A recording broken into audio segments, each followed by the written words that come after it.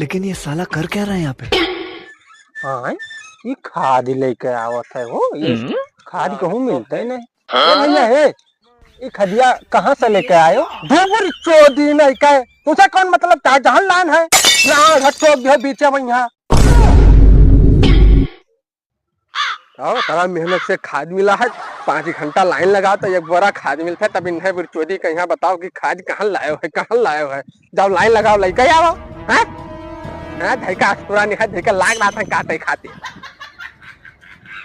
बताओ खादी लेके आए हैं कि सोना लेके आया है यार पता नहीं यार दिया ही नहीं है कि एक बोरा खाद का लाया है जान पड़ता इसको एकदम खरीद लाए है पूरे दुनिया का सोना हमें काफी लाड़ घट काटे हैं मैं लागत है कभी से बिलक उलक लेके आवा हम लागत है अब बराते याद रहा जरान हुई